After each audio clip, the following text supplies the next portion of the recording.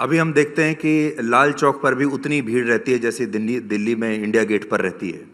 कुछ समय पहले तक आपको याद होगा, एक ज़माने में मोदी जी वहाँ पर गए थे लाल चौक पर तिरंगा फहराने के लिए, और उस समय इसे बहुत बड़ी बात माना गया था, और ये माना गया था कि ये लगभग असंभव सी बात है, और ये बदलाव हम देख रहे हैं अभी। ये झेलम में पानी बहुत बह गया है।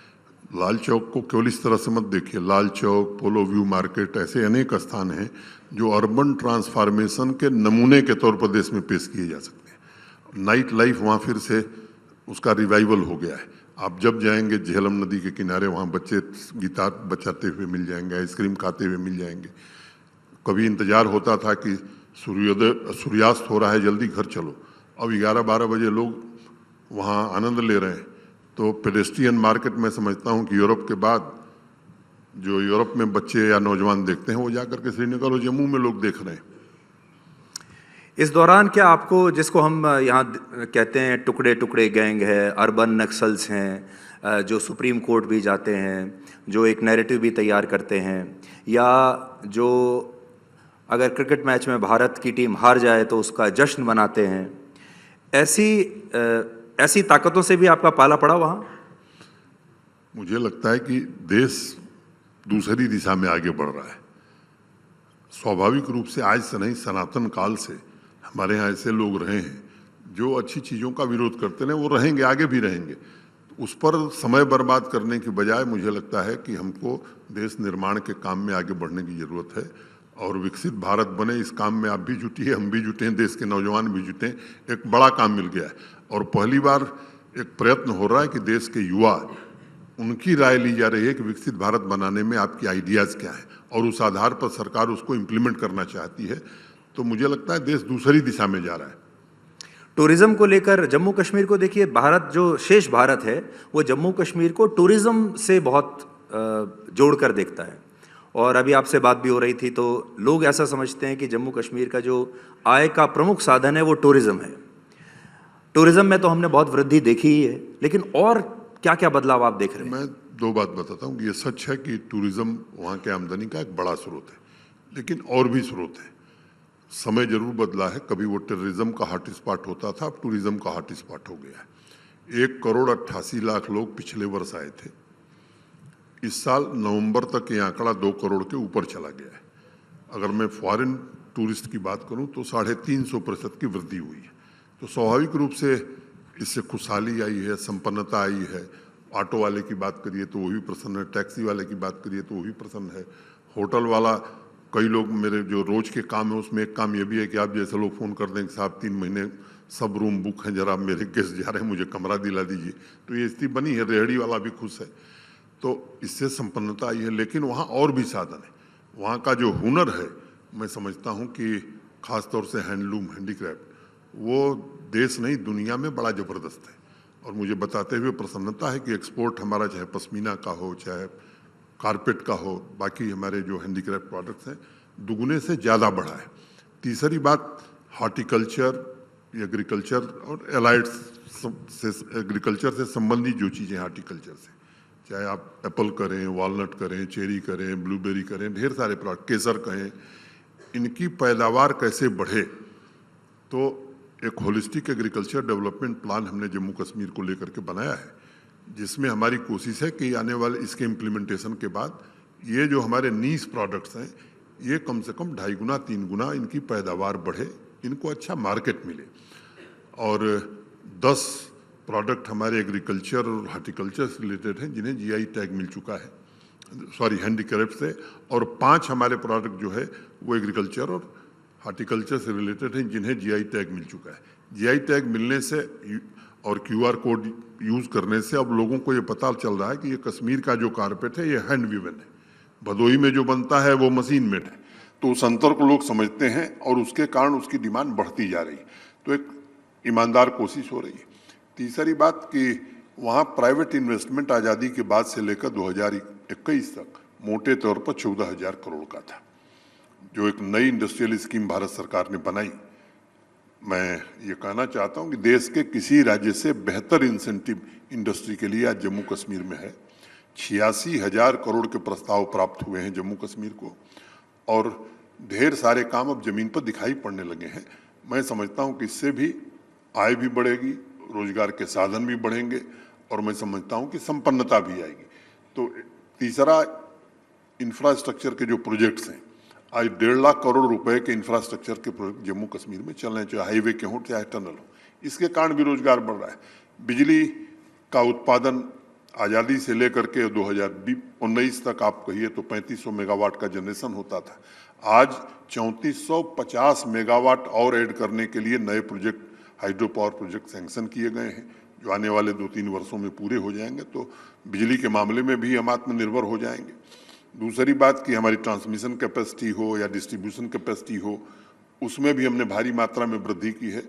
एक बार मुझे याद है, एक विंटर स्पोर्ट्स का कार्यक्रम होता है बारामूला में, तो वहाँ कार्यक्रम में था, तो आप जैसे ही किसी साथी ने पूछा कि साहब क्या बदल हुई है, हमने कहा कि वादी के लोगों ने बर्फ और बिजली एक साथ पहली बार देखी है। तो ये बड़ा बदलाव है जम्मू कश्मीर के लिए। हाल ही में हमने देखा कि वहाँ पर G20 की बैठक हुई, यूरोपियन यूनियन के सांसद भी आए। इसके अलावा हमने ये देखा कि फॉरेन इन्वेस्टमेंट के लिए यहाँ तक कि अरब देशों के प्रतिनिधि और वहाँ के भी बड़े बड़े लोग वहाँ पर आए, जो कि एक बहुत अनयूजुअल सी बात मानी जाती थी इससे पहले। तो आपको ऐसा लगता है कि फॉरेन इन्वेस्टमेंट के मामले पर भी कोई प्रगति अभी तक हुई है? 2 प्रस्ताव जम्मू कश्मीर प्रशासन ने स्वीकृत किए हैं। एक जो ईमार ग्रुप है यूएई का, वो 10 लाख स्क्वायर फुट का एक मॉल श्रीनगर में बना रहा है, उसको जमीन दे दी गई है। 2 आईटी टावर, एक श्रीनगर में और एक जम्मू में, वो भी ईमार बना रहा है। हॉस्पिटल के कुछ प्रस्ताव श्रीनगर में आए हैं यूएई के द्वारा। अरब कंट्रीज का भी इंटरेस्ट है। मैं उम्मीद करता हूं कि आने वाले दिनों में और भी इस तरह के प्रस्ताव हम स्वीकृत करेंगे। हमने ये भी अनुभव किया इससे पहले कि पाकिस्तान खास तौर पर जम्मू कश्मीर को बदनाम करने की कोशिश तो करता ही आ रहा है, और इस काम के लिए वो इस्लामिक देशों की भी बड़ी मदद लेता था, या इस्लामिक देशों में एक जम्मू कश्मीर के प्रति एक ख़ास तरह की छवि पैदा करने की कोशिश करता था। फिर बीच बीच में कई देश ऐसे थे जो कि कश्मीर के खिलाफ कभी कभी कोई बयान जारी कर भी दिया करते थे, कभी आतंकवाद को लेकर, कभी मानवाधिकारों को लेकर। उसमें आपने देखा कि हाल ही में कुछ बदलाव आया है, ख़ास तौर पर जब ये इतने अंतर्राष्ट्रीय समुदाय से लोग जम्मू कश्मीर में आना शुरू हुए हैं। देखिए, जब G20 की बैठक हुई थी तो चाइना को छोड़ करके सभी देशों के प्रतिनिधि आए थे। टर्की के सरकारी प्रतिनिधि नहीं आए थे, लेकिन चूंकि वो टूरिज्म वर्किंग ग्रुप की बैठक थी, तो टूरिज्म तो मोस्टली प्राइवेट सेक्टर करता है, तो टर्की के प्राइवेट सेक्टर से लोग वहाँ आए थे। तो एक तो बड़ी संख्या में उपस्थिति थी, उसका इम्पैक्ट ये पड़ा है, जैसा मैंने बताया कि फॉरेन टूरिस्ट की संख्या 350 गुना बढ़ गई है। तो वो जो एक वातावरण बनाने की कोशिश पाकिस्तान करता था, वो पूरी तरह से मैं समझता हूँ कि फ्लॉप हो गया है। अब लोगों की धारणा बदल गई है जम्मू कश्मीर के बारे में, और मुस्लिम देशों की भी, और वो सहयोग की भावना भारत के साथ है। जम्मू कश्मीर और बेहतर हो, इसमें वो भी सहयोग करना चाहते हैं, और मैं ऐसे सभी देशों का आभार भी व्यक्त करना चाहता हूँ जो हकीकत को, ज़मीनी हकीकत को समझ रहे हैं। पाकिस्तान का प्रोपेगेंडा ये चलता रहेगा। जब अच्छी स्थिति होगी पाकिस्तान की तब भी वो करेगा। इस समय सबसे ख़राब स्थिति है तो और ज़ोर ज़ोर से कर रहा है, आगे भी करेगा। लेकिन मुझे लगता है कि इसमें कोई न चिंता की बात है न घबराने की बात है। अब तो हम देख रहे हैं कि पाकिस्तान में भी जिस तरह आतंकवादी मारे जा रहे हैं, ऐसा लगता है कि आतंकवादी पाकिस्तान में भी सेफ नहीं है। ये प्रकृति का नियम है। कभी हेवन हुआ करता था, वो उसके लिए कोई दूसरा शब्द शायद खोजना पड़ेगा, या आप बताएंगे, इस्तेमाल कर रहे हैं। हमारे यहाँ कहा जाता है कि जैसी करनी वैसी भरनी। मनोज जी, अब आखिर में हमारे पास एक दो मैं निजी सवाल आपसे ये पूछता हूँ कि आप, जब आपको ये कार्यभार मिला जम्मू कश्मीर जाने का, ये जो आपका असाइनमेंट है, ये आपके बाकी असाइनमेंट से कितना अलग, कितना भिन्न रहा? नहीं, मुझे लगता है ये सबसे अच्छा असाइनमेंट मुझे मिला, और जब भी कोई बड़ी चुनौती रहती है तो काम करने में अच्छा लगता है। और मुझे संतोष इस बात का है कि वहाँ के लोग ये मानते हैं कि नीयत और नीति दोनों हमारी ठीक है, लोगों के लिए काम किया जा रहा है। ये सबसे जो भरोसा है आम आदमी का, मैं समझता हूँ कि वो सबसे बड़ी ताकत है। उसमें मुख्य रूप से माननीय प्रधानमंत्री जी की जो नीतियां हैं, जिस तरह से जम्मू कश्मीर को लेकर के बराबर वो पूछते रहते हैं, मार्गनिर्देशन भी करते हैं। और मैं आज ये सब सार्वजनिक रूप से कह सकता हूँ कि जम्मू कश्मीर के विकास में, जम्मू कश्मीर के युवाओं को रोजगार मिले, जम्मू कश्मीर प्रगति के रास्ते पर बढ़े, इसमें भारत के सम्माननीय प्रधानमंत्री की बहुत ज़्यादा रुचि है। जी, राजभवन का रोल ऐसी जगह पर बहुत अहम होता है और क्योंकि जनता का विश्वास राजभवन में होना चाहिए। आप जब राजभवन में वहाँ गए तो आपने क्या कुछ वहाँ रीति रिवाजों में राजभवन जिस तरीके से ऑपरेट करता है, आपने कुछ, जैसे हमने ये सुना कि आपने जनसंपर्क काफ़ी बढ़ा दिया। अगर कोई वहाँ किसी के घर में कोई किसी की मृत्यु होती है, कोई मारा जाता है, कोई और परेशानी होती है, तो आप घरों में जाते हैं, परिवारों से खुद मिलते हैं। तो आपने जो जनसंपर्क बढ़ाया, इसका कितना आपको फ़ायदा मिला और क्या ये एक फैक्टर जो है ये पहले मिसिंग था? ये क्या है कि ये कहीं लिखा तो गया नहीं है कि राज्यपाल या उपराज्यपाल को जनसंपर्क नहीं करना चाहिए, ये कहीं प्रिस्क्राइब तो है नहीं।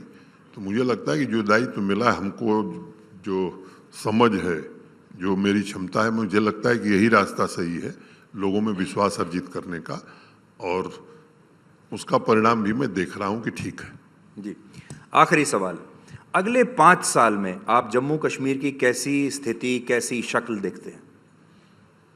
मैं समझता हूं कि मैं ऐसा जम्मू कश्मीर देखना चाहता हूं जिसमें जम्मू कश्मीर का हर व्यक्ति या हर नौजवान गर्व से कह सके कि देश के किसी हिस्से से कम योगदान जम्मू कश्मीर का भारत के निर्माण में नहीं है।